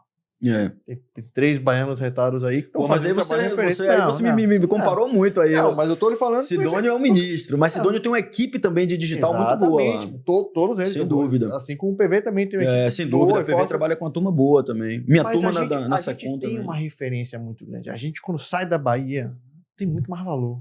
Eu até falo, pra mim eu prefiro estar fora, porque o valor que eles dão... Dizem que Nizanguanais que falava isso, né? Que Nizanguanais falava assim, se você é na Bahia, se vocês falam tão bem da Bahia, por que você veio pra São Paulo? Ele falou, porque lá eu sou só mais um. Eu sou mais um. Lá eu sou mais um, aqui eu me destaco. Exatamente isso. A única coisa chata de estar lá fora é que o pessoal acha que assim, não, cadê aquela magia do baiano? Cadê aquela mágica? Cadê o quê, rapaz? O negócio tem que ser simples, rapaz. O negócio é que tem que comunicar, não adianta. Mas, e também tem essa questão, que a gente, como a gente faz comunicação, como a gente faz com pouca estrutura, como a gente faz com, de fato, malabarismo, que a gente precisa fazer muito aqui na Bahia. É um povo criativo mesmo. A gente é um povo muito criativo. Um povo diverso, porque como a gente falou, é diversidade. Então, assim, aqui a gente fala para vários públicos e tem que falar a mesma linguagem. Então, assim, é puxado você fazer comunicação na Bahia, e quando você vai para fora, é uma coisa mais engessada. Você vai para Goiás. Goiás, o público de lá é conservador, quadrado, porque esse programa vai para Goiás também. Sem problema nenhum. Não, você tem muito amigo lá também. Eu tenho qualitativa que prova isso. Sim. Eu tenho qualitativa que prova. Eu tenho pesquisas que provam isso. Então, claro, perfil mesmo. É um perfil. E não tem essa diversidade que aqui na Bahia tem. Aqui tem conservador? Tem gente que pensa quadrado e é machista? Tem. Existe na Bahia também esse público. Mas não é o todo. Sem dúvida. Não é a sua grande maioria. Aqui você não tem. Aqui você não arrisca falar assim, a grande maioria do baiano é assim, assado. Não existe. Tem que ser muito corajoso para você criar um perfil e dizer assim, com o que você falou, da persona, né? Da persona. Que a gente falou muito isso. A persona da página do governo do estado. Não tem persona. Porque aqui, o povo é diverso. Exato. O povo baiano é isso. Então, assim, isso repercute muito e reflete neste baita profissional indo. O que você acha desses profissionais, dessa história que a gente vem construindo, que não é mérito nosso, é mérito de quem veio lá atrás, do Nizam, Duda, né? Dessa turma toda que veio atrás e fala assim, poxa, o cara veio da Bahia. João Santana. Exato, João também. Tem muita turma boa. O que você acha disso, hoje, desse profissional de exportação baiano? Rapaz, boa provocação você fez aí, porque realmente com o digital... Apesar da gente ainda ter grandes referências, mas você tem outras referências também nacionais, né? Tem muita gente... E aí não vou falar mal de quem vende curso. Minha mulher que fica falando, você tem que fazer suas redes, vender curso também e tal. Pô, não consigo me organizar para isso ainda. Vender mentoria e tal. Mas a gente tem muito mentor, né? Tem muita gente vendendo mentoria. E aí nomes mesmo, o Lucas Pimenta, o próprio Saraiva lá, do Emerson Saraiva, do Eleja-se, Marcelo Vitorino. Você tem alguns... Tem as mulheres também... tem uma que é Estratégia Parlamentar, a rede dela, me esqueci o nome, mas enfim, tem muita gente vendendo curso, tem muita gente obviamente vendendo curso que você sabe que essa pessoa não tem essa experiência toda para vender, né? Normal. Mas tem muita gente falando sobre comunicação digital. Então, assim, eu não consigo também imaginar que não existam bons profissionais em outros lugares, mas indiscutivelmente, e aí a gente está puxando também a brasa para nossa sardinha, mas o baiano ele tem o molho. Tem. Né? O baiano tem um molho, o baiano tem um molho, assim, a gente tem um negócio que é uma criatividade mesmo, e tem a ver com miscigenação mesmo, assim, eu penso, eu não sou cientista dessa área, mas assim, eu penso que tem a ver com a miscigenação mesmo, tem a ver com as dificuldades que a gente socialmente enfrenta e precisa ser criativo para superar. Eu acho que tem todos esses clichês aí, são verdade. E os profissionais de comunicação, especificamente de marketing, né, de comunicação publicitária e de marketing da Bahia, ainda continuam sendo bem vistos lá fora, né? Isso. Não só por Sidônio. Assim, Sidônio, obviamente, que é uma sumidade, é um cara que não atua, virou ministro, mas é um cara que ganhou tudo que tinha que ganhar como marqueteiro, digamos assim, né? As grandes eleições, grandes campanhas. Mas a gente tem a turma que está dentro da estrutura de Sidônio, colegas nossos, assim, que aí é mais comparável comigo do que o próprio Sidônio, são colegas que estão, assim, que são pessoas que voam, né? Agora a gente tem gente também de Pernambuco, né? A Mariá, né? Que fazia o material lá também em Recife e que está no governo federal também. Então a gente tem bons nomes aí de marketing digital. Eu não saberia nem te dizer, assim, quem são as referências hoje. Tem esses caras que são grandes nas redes, dando curso, que a gente falou aqui. E tem a turma do dia a dia, né? Que não aparece tanto vendendo. Muita gente ainda. Muita gente, velho. Tem isso, muita gente. Que rala, muita gente boa, velho. Aí, muita gente boa. E tem espaço, viu, Paulinho? A gente tem visto, assim, essa coisa a coisa da IA, do debate da tecnologia. Assim, tem muita gente, tem muito espaço ainda pra gente que queira trabalhar com isso. Eu tive uma grata surpresa nessa banca de TCC que eu fui há uns 15 dias, de saber que as turmas de publicidade e propaganda estão voltando a crescer, as turmas de faculdade, né? Porque eu estudei numa turma que teve lista de espera, né? Quando eu entrei em faculdade. Só tinha o curso na Católica. Só tinha um curso da Católica. Depois abriram outras faculdades. Curso de jornalismo sempre foi estável em termos de número de entrada. Sempre teve um bom número de entrada. O curso de cinema e de design, no caso da faculdade que eu dava aula, né? Na Unijorge, cresceram muito, cinema e design. Eu acho que muito por conta do digital. E publicidade estava numa certa decrescente. Nesse momento, publicidade já voltou a crescer. Todos os cursos com uma boa entrada de alunos, de estudantes. Então, assim, eu acho que é um sintoma bom. Agora, é um desafio. É uma profissão desafiadora, assim, porque também não adianta, não é só pegar o celular e fazer. Você realmente tem que ter alguma coisa a mais. Não dá para seguir todas as receitas de bolo, sabe? Não dá para pedir para o ChatGPT fazer tudo, sabe? A gente teve... recentemente aconteceu uma crise, não na nossa rede, na rede de uma outra entidade pública, né? Uma crise boba, não vou entrar no detalhe, porque senão vocês vão saber qual foi a crise. Eu não quero expor os colegas, apesar de ser de um outro campo, né? Mas que estavam fazendo a gestão de uma outra entidade pública e que não era do governo do estado e que uma crise que foi besta, assim, o motivo da crise foi bobo, assim, sabe?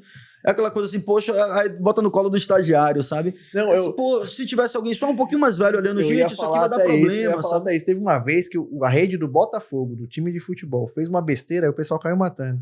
A publicação seguinte foi, contrata-se estagiário. Pois é. Entrou na brincadeira, jogou isso, acabou. E que no final das contas não é pra botar a culpa sempre no estagiário, mas muito provavelmente foi alguém novo, né? Novo de idade, novo na profissão, empolgado em seguir a trend. Isso. Vou fazer o meme da semana, vou fazer a trend da semana, e na hora de seguir a trend, você não pega o detalhe, onde é que pode dar problema, qual é o vespeiro que eu estou entrando, eu precisava fazer essa provocação aqui, eu devia entrar nessa trend, sabe? Como é que eu vou entrar nessa trend? Eu não vou entrar na trend só para surfar na onda. Exatamente. Né? Porque a onda pode quebrar, te dar um caixote e você toma uma vaca para quem surfa, né? É isso aí. Então assim, eu acho que isso a maturidade dá, isso a experiência, o profissional mais experiente dá. Né? E, independente de ser uma pessoa nativa digital ou não. Então, assim, fechando esse papo todo aqui dos novos publicitários, das novas pessoas de marketing e pensando em marketing digital, primeiro, os novos profissionais todos têm que ser digital. Né? Eu fui convidado uma vez, me falaram assim, venha trabalhar aqui, a gente está procurando um profissional sênior, mas que tenha um pé, né, que tenha uma pegada digital. Eu fiquei me perguntando, por que uma pessoa hoje que não tem a pegada digital? Onde vivem, né? O que comem, né? O que fazem, porque você tem que trabalhar no digital. Você não tem como... Eu não vou ser um publicitário que eu crio só outdoor, sabe? Eu crio só roteiro de TV. Você não dá para fazer isso. E eu tenho uma turma... Eu vou ser esse cara e vou ter uma turma jovem fazendo o digital. Você pode até e deve ter uma turma jovem para trazer as ideias. Saber pedir. Mas você tem que saber pedir. Exatamente. Você não vai pedir... porque é TikTok, eu vou fazer uma dancinha. Porque tem essa coisa assim, cadê a dancinha de TikTok? Peraí, velho, TikTok não é só dancinha, sabe? Eu fiz muito isso na eleição passada, que eu fiz, eu quero um editor que o cara seja jovem e moderno. Aí o menino fez, não tenho experiência, não sei o que, tô me formando agora. Cara, eu quero você, cara, eu quero exatamente isso, eu quero essa novidade pra dentro do processo. Isso é importante, ter esse refresh aí, esse refresco é importante. Agora, nós profissionais um pouco mais maduros, mais velhos, continuaremos ainda vitais por essa visão. Se tivermos a cabeça aberta para também aceitar essa ponto é novidade. esse, entendeu? O ponto é esse. Não adianta eu também me colocar aqui, eu sou o experiente da mesa aqui, façam aí, resolvam, porque eu sou o experiente da mesa, eu só vou... Não adianta, é como você falou, tem que saber pedir. Né? Você tem que saber quais são as redes que vale entrar, né? Como analisar. Ah, não dá pra fazer isso. Não, dá sim, porque eu já fiz assim, assim, assado. Exatamente, e funcionou. Entendeu? Então isso aí eu acho que é o grande, digamos assim, o grande capital humano, os grandes valores dos profissionais de marketing nesse momento agora. É ter experiência, né, ou estar com gente experiente do lado e, ao mesmo tempo, ter a percepção do que são as ferramentas digitais. Não dá mais... Eu não acho que o digital vai resolver tudo, não. Mas não dá mais para fazer uma campanha sem o digital. Sim. Exato. Hoje é o mínimo, é o básico. É o básico. Sabe? Assim, a gente tem um quadro aqui, antes de terminar, a gente tem um quadro que é o Pimenta de Cheiro e Pimenta Malagueta. Olha aí. É o quadro que eu mais gosto, porque eu te coloco em saia justa e você vai ter que criticar alguma rede, que é a Pimenta de Cheiro, e a gente vai falar bem de outra rede. Um perfil de alguém. Um perfil de algum político, de preferência que esteja no nosso mercado. Eu gosto porque eu também falo junto. Eu falo mal junto, eu falo bem junto. E às vezes a pessoa até fala bem, eu falo mal. Vale também, é bom que levanta uma análise diferente. E não é aqui criticando o trabalho de ninguém, tem profissionais do outro lado, tem colegas do outro lado, mas a gente precisa entender o seguinte, a gente precisa disso. Se você está fazendo um trabalho para não ser criticado, não vão criticar este episódio, vão criticar a forma como eu apresento, é normal, normal, é a coisa mais normal do mundo. Se a gente não aceitar essa crítica, está no lugar errado. Sai da rede social, sai da vida. É benchmarking, né, que chama. É uma daquelas palavras em inglês que a gente usa, Exatamente. né? É você analisar o que está no mercado. Eu preciso saber de você. Sim. Qual é a rede? Pimenta de cheiro. Pimenta de cheiro é boa. Não, pimenta de cheiro é ruim. É que só é pimenta. Ah, só dá um cheirinho. Só dá um cheirinho. E a pimenta malagueta, que é aquela quente, que é forte, pimenta que é boa mesmo. Certo. Aí eu preciso saber dessas duas referências pra você. Pimenta de cheiro mole, né? Pimenta de cheiro mole. Isso aí. Rapaz, assim... eu vou falar boa primeiro, o que eu acho bom hoje, né? Eu penso que você teve uma virada agora, a rede pensando em governo, tá? Assim, porque tem governo, a rede pública, né, digamos assim, e a rede institucional, né, e a rede particular do candidato. A rede do governo federal hoje deu uma excelente transformação, assim, passou por uma grande transformação. E para quem é estudante, eu sei que o podcast de vocês aqui é muito, muito escutado pelo mercado, por estudantes ou pessoas que estão no mercado. Então, assim, a rede do governo federal, deem uma olhada porque eles fizeram tudo o que tinha que ser feito. Aí estão fazendo uso de influencer, estão fazendo vídeos com formatinho TikTok, mas ao mesmo tempo vídeos mais sérios, estão fazendo carrossel. É interessante isso. Eu sou um crítico ferrenho. Usa capivara, mas usa também gente de verdade. Isso, usa IA, mas usa gente de verdade. Quando a rede é só isso, pra mim, eu gosto de criticar e critico mesmo, porque acho que não é. Não cabe... O oba-oba você fala, só a brincadeira. Mas quando você informa brincando... Isso. Legal. Eu acho que eles fizeram, a rede do governo federal eles estão sabendo fazer bem. Pra mim é delicado, pra mim é andar em corda bamba. Eu falo o tempo todo. Fazer rede desse jeito é andar em corda bamba. Ainda mais no governo, tem que ter muita segurança pra você fazer isso no governo estado, no governo federal. Muita segurança mesmo. E eles estão fazendo muito bem. Gostei. Essa é a pimenta assim, malagueta. Boa, né? A pimenta malagueta. Assim, do ponto de vista institucional. Eu quero fazer porque são colegas nossos que estão... Eu quero falar porque são colegas nossos que estão lá. O nosso ministro baiano que está lá é do governo federal que a gente quer que dê certo. E é um governo que a gente sabe... Eu tenho visto que está dando certo em muitos campos, apesar dos desafios enormes que tem para reconstruir aí o Brasil. Então, assim, eu acho que o do governo federal hoje é uma... Aí tem assim, você tem o Maranhão, tem redes boas, né? A própria Prefeitura de Salvador, né? Indiscutivelmente. A nossa do governo da Bahia, modestamente falando, e não é uma coisa que está só comigo, tem uma equipe fazendo também, uma rede muito, muito bem feita hoje em dia. Então, institucional, eu poderia apontar, assim, do governo federal, acho que eles fizeram uma grande reviravolta, fizeram uma grande virada de chave. E que se espalha nas outras redes do governo federal, né? Nas redes dos ministérios e tal, também estão sendo bem interessantes. Inclusive, parabenizar a turma do governo federal, do governo GovBR, que ganhou o TikTok, né? Ganhou um prêmio do TikTok agora, legal. Um prêmio nacional aí do TikTok. E do ponto de vista da rede pessoal, político, uma rede que tem se destacado hoje é a rede de Raquel Lira, da governadora de Pernambuco. E lá tem um debate interessante, porque a gente tem um grande case que era do João Campos, né, o prefeito. E aí hoje o debate, a gente estava falando um pouco isso no off aqui, que é o João Campos dá uma sumida, a Raquel Lira cresce, e ao mesmo tempo a Raquel Lira tem feito umas coisas que são mais divertidas, mais com cara de TikTok, mas também tem umas coisas sérias. Então, assim, eu apontaria aí talvez da Raquel Lira como uma rede crescente. Tem os clássicos aí, né? O Topázio lá de Florianópolis é um clássico já. A gente estava fazendo um debate sobre o Manga também de Sorocaba, que coincidentemente, né, você não gosta muito das redes, e eu quero até que você reproduza o que você falou para mim aqui, porque é uma lógica interessante. né? Essa coisa de que ela parece boa, mas talvez não seja. Falei pra turma, porque eu acho que isso foi se a função da rede for atrair like, for atrair oba-oba, dar risada, ela funciona, mas pra comunicação política ela não funciona. Por quê? Porque aquilo ali é só entretenimento e diversão. Então, assim, tanto é que quando ele precisou da rede pra se defender, pra falar sério, ele não consegue criar esse discurso. Ele não é meio consegue. kamikaze também, né? Ele entrou num problema jurídico, ele acabou entrando mais ainda, tipo, dobrou a aposta, né? E aquilo que eu falo, que você citou muito bem a Raquel, é muito mais fácil ela fazer uma rede séria e vir pra leveza do que ela fazer uma rede leve. Só faz brincadeira. E falar coisa séria. É. É muito mais fácil, que é lá, eu vou ficar em Pernambuco, que é o que tá acontecendo com o João Campos. O João Campos, ele faz uma rede leve, uma rede tranquila, uma rede boa, massa, legal. É legal, é divertida? É. Agora, é política? Comunica? Não. Agora ele vai precisar fazer uma rede séria para comunicar para ser governador, porque ser governador é diferente de ser prefeito. Tem a ver com a persona que ele construiu. Essa né? movimentação do cara sair dessa rede leve para falar sério é muito mais difícil. É dar cavalo de pau, bicho. E dois Quando pontos. você tá falando sério, não. Sua vida Você aqui. pode brincar de vez em quando, né? Tem 2 pontos aí sobre o João Campos que é interessante, que é, obviamente, a própria ascensão de Raquel Lira. Isso. Né? Então ele ali tá vendo o que é que ele vai construir, eu imagino, né? Não falei com ninguém de risco. lá, mas tá apostando, É o risco, tá compondo aquele risco, ali calculando aquele risco. E a outra coisa é que a gente falou sobre isso também no off, vira paisagem, né? Então você acaba virando paisagem aquela coisa ali. E olha que João Campos, diferente do Manga, Rodrigo Manga, né, de Sorocaba, ele não é brincadeira o tempo todo. Ele não é palhaço. Não é palhaço. Ele vai dar a notícia, mas ele tem sempre um gatilho ali, ele sempre tem um gancho legal, ele faz o vídeo ficar divertido, né? Ele é um cara mais jovem, é um cara mais leve, mas não é aquela coisa que o Manga faz, que é aquele absurdo, né? Economia da atenção, né? Dá uma martelada na cabeça do cara e fala, agora vamos martelar todo mundo, não sei o que. Então ele... Coquinha pra todo mundo. E o próprio populismo também das políticas públicas são diferentes. Então, assim, o Manga, ele é um grande atraente, né, de atenção, de audiência. Existem alguns perfis em Sorocaba, inclusive não só. Pode procurar nas redes, assim. Ele inaugurou a praia. Aí a pessoa vai lá e fala, mentira, isso aqui é tudo mentira. Pois dele. é. Então, assim, muita gente faz isso lá. Então, assim, porque sabe isso um pouco do Pernambuco, de Recife também. Sabe que é presepada, sabe que o cara tá ali só pra fazer... É palhaçada mesmo, e nada contra os palhaços. Tenho um respeito enorme, meu pai já foi palhaço, meu padrinho já foi palhaço, todo o respeito.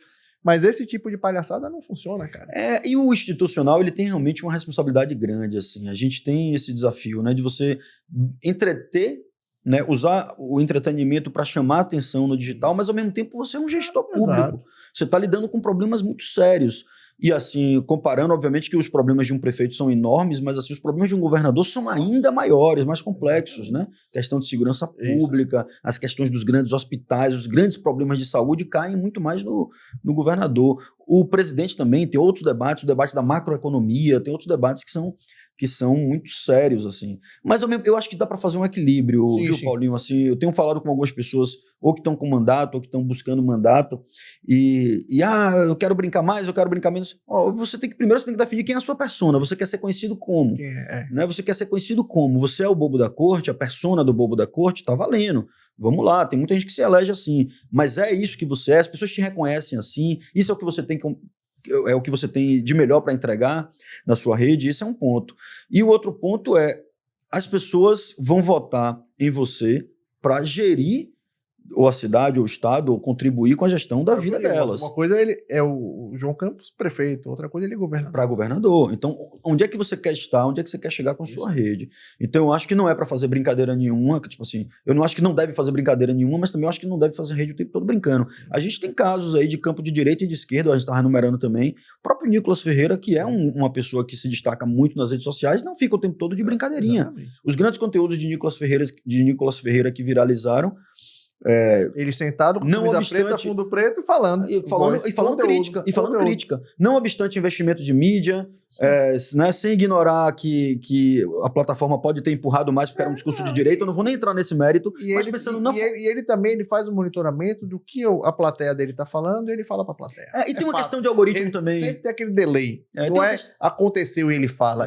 Aconteceu, ele vê o que as pessoas estão fazendo, ele reverbera. Ele só é o multiplicador da voz. E tem uma questão de algoritmo também. O algoritmo é mais favorável a um campo do que outro. Aí é um outro debate científico que não dá nem pra gente entrar aqui agora, já na reta final, mas assim, não dá para ignorar que as redes também têm uma entrega diferenciada. Mas tirando esse papo todo da mídia, pensando só na linguagem do conteúdo dele, o conteúdo dele, em geral, são conteúdos sérios, são conteúdos de crítica contundente. né? O próprio Janones, Boulos, são pessoas que vão ali, fazem uma economia, usam a economia da atenção, Isso. mas eles não viram o bobo da corte para fazer essa economia da atenção. Não entram em todas as trends para poder fazer isso, né? Então, a pimenta malagueta, eu poderia destacar o governo federal, né?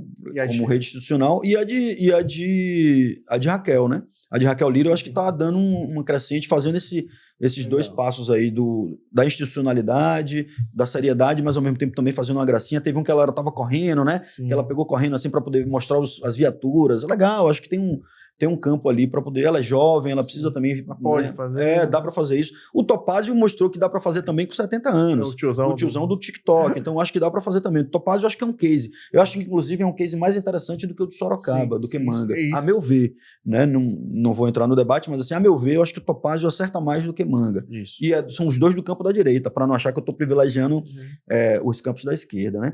E a pimenta de cheiro, rapaz, difícil aí, viu, velho? Assim, eu poderia dizer, fazendo aquelas saídas fáceis, né, aquelas saídas estratégicas, eu poderia dizer que qualquer pimenta de cheiro nas redes hoje são redes feitas sem propósito. Aquele político Steve, né, o famoso político Steve, que só fala, eu estive hoje aqui, estive hoje ali. Foto de barreira clássica, o Steve. Isso, foto de agenda, sabe, esse político que só faz agenda, que só faz o legalzinho do lado do correligionário, né? Aquele não vlog. Não tá entendendo porque a rede não entendeu existe. o que serve para rede, para que serve a rede. Então, acho que talvez essa rede, eu não saberia nem dizer agora que nomes, acho que não é o caso, mas qualquer rede que não use ela com propósito, não use para construir uma persona, uma narrativa real, né? E que não utilize as ferramentas como tem que ser usadas, não faça uso de monitoramento, o bom monitoramento, né? Esse monitoramento de entender o que a audiência está falando, né? Que não faça interação, que deixe lá o comentário voando lá 1 mês, 2 meses, a vida toda. Então, tudo isso aí são redes de políticos que não entenderam a importância e como funcionam essas novas ferramentas. Maravilha. E para finalizar, defina a eleição de 2026 em uma palavra. Lula e Jerônimo reeleitos. Eu poderia definir assim, mas do ponto de vista profissional, que eu sei que é o que você está perguntando, vai ser, sem dúvida, é uma eleição que vai passar pelo digital, não tenha dúvida, vai passar pelo uso de IA, né? Mas que eu entendo que a política tradicional do aperto de mão, sabe, da conversa, vai estar ganhando um novo fôlego, assim, sabe? Do ponto de vista dos campos, né, da ideologia, do debate político, a segurança pública deve estar realmente nas cabeças aí, né? Sem dúvida, é um debate que é um debate nacional, então tanto para a eleição federal quanto para a eleição estadual, eu entendo que a segurança pública em todos os estados, eu acho que vai ser um dos grandes pontos. Mas, ao mesmo tempo, eu acredito que seja a eleição da humanidade, sabe? A eleição do candidato humano, do candidato verdadeiro. E aí não é uma coisa partidária nem de defesa de campo ideológico, mas a Raquel tem feito um trabalho ali em Pernambuco de se fortalecer como essa pessoa. Então, ela é mulher, ela tem grandes desafios na política, maiores do que qualquer candidato homem, para se posicionar, e ela tem conseguido fazer isso pelo lado humano. No nosso campo aqui também, o próprio Jerônimo é humano, sabe? É o homem de verdade, a mulher de verdade, sabe? O político da verdade e de verdade. Então, acho que vai ser uma campanha muito desafiadora. Para quem trabalha com campanha, vai ser uma campanha muito, muito boa de fazer, muito interessante de fazer. As campanhas vão ser campanhas muito interessantes de fazer, por causa das ferramentas. E o desafio para a gente que é mais até do campo acadêmico e do campo da comunicação pública é o desafio, como eu falei no início, o desafio da regulamentação. Acho que tem que ser... os TREs, o TSE, de maneira geral, são muito atentos assim, às evoluções. Eles conseguem acompanhar, mesmo com o tamanho que é, né, uma estrutura jurídica, judiciário, mas eles conseguem fazer. Então, assim, eu acho que é o campo do debate da regulamentação, do certo e do errado, do que pode e do que não pode. Maravilha. Beleza? Maravilha. Bom demais. Estamos conversados. Bom demais. Obrigado mais uma vez. Valeu, povo. Muito obrigado. A gente vai ficando por aqui. Muito obrigado. Bom demais. Valeu, gente. Tchau, tchau. Sucesso.